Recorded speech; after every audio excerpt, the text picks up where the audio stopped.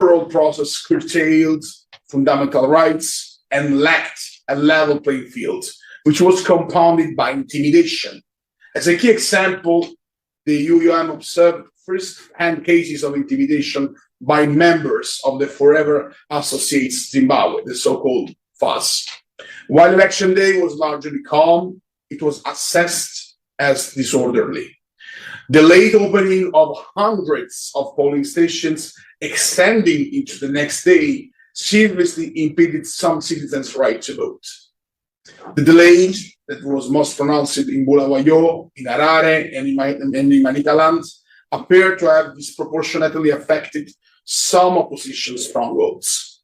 The legal framework could have provided an adequate basis for the conduct of credible elections if implemented properly.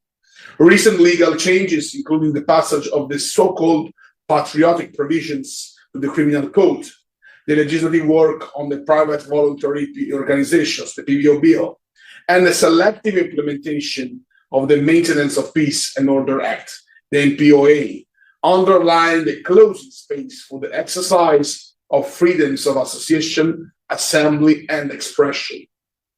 Citizen observers face severe restrictions due to a shrinking space for civic activities, and also due to administrative barriers, pressure, consistent intimidation, and even mass arrests on election day that I could witness personally, unfortunately.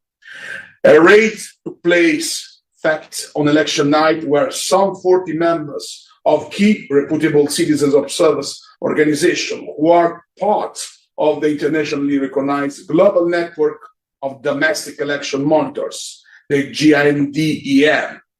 They have been arrested for, and I quote the police in this quote, coordinating the alleged release of election results. That is somehow also their normal job and duty to follow exactly and observe the elections. They were held without legal counsel for some 12 hours, and although released on bail, they are still nowadays facing upcoming court proceedings. During the post-electoral period, the UUM observed a climate of retribution against civil society, human rights defenders, and political party activists, and even against voters. While the UUM cannot comment on any developments after its departure, we were notified of allegedly politically motivated abductions and even torture. These reports include the recent murder of an opposition activist. I strongly and firmly condemn any violence that has occurred.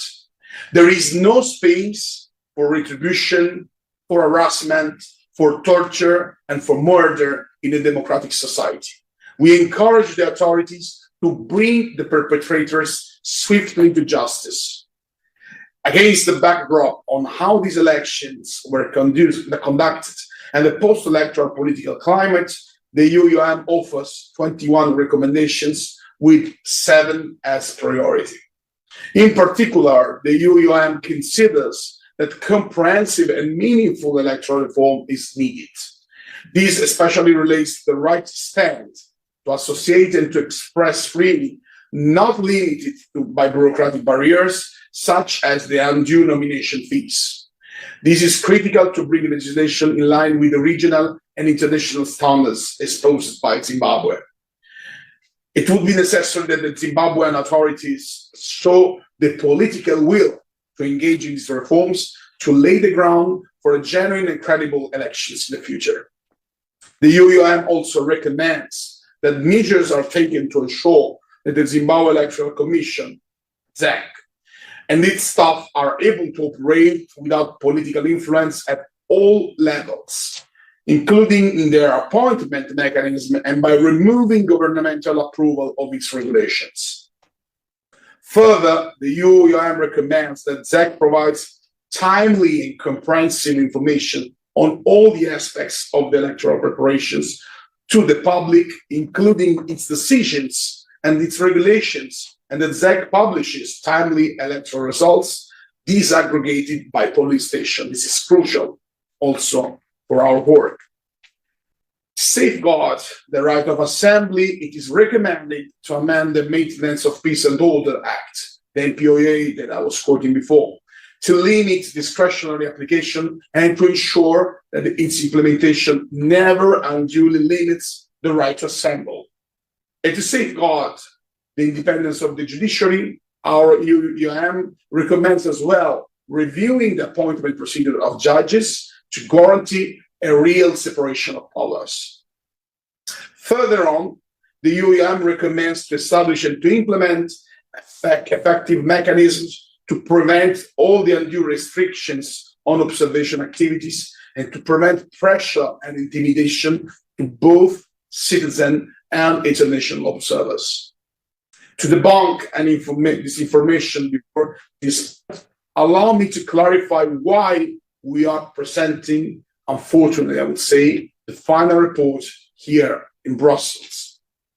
As per the EU's long-term election observation methodology, the UUM was meant to return to the country some 2 or 3 months after the elections. That was, of course, our will. The purpose of this return visit, and it is standard practice for all the UUMs, is to present the mission's final report to the authorities and the public within the country in which we have been observing. The UUM would also discuss the conclusions and the recommendations with local stakeholders in the country to determine possible ways forward to implement the recommendations made, and of course to engage in a cooperation if that is the will of the hosting country. The return visit of the UUM Zimbabwe was foreseen in the administrative arrangement that was signed by the EU delegation and the Zimbabwe Ministry of Foreign Affairs and International Trade. Unfortunately, the conditions did not allow for it to take place.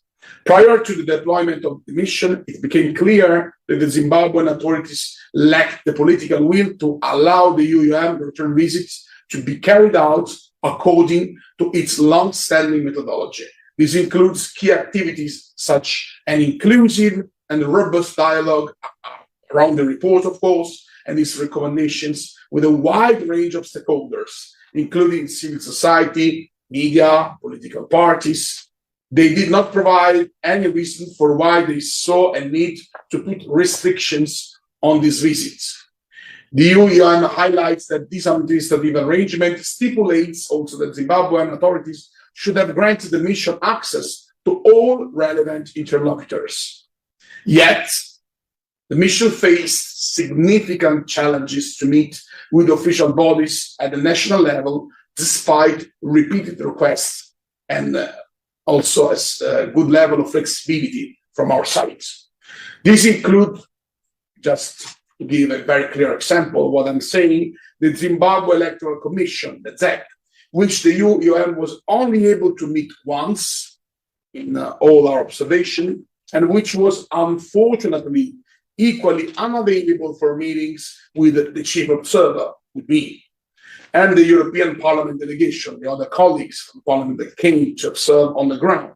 While, let me underline also this aspect, other observer organizations were granted repeated access several times. Such behavior is unprecedented in my long time as a politician, parliamentarian, and election observer. This is something that really surprised me and shocked me at the same time. This lack of meaningful access was coupled with an extensive, coordinated, and continued disinformation campaign against the UUM and the other international observation efforts on the part of some national media. This reporting was based on lies and violated any journalistic standards. These lies, published particularly by state media, put in danger the safety of our observers on the ground.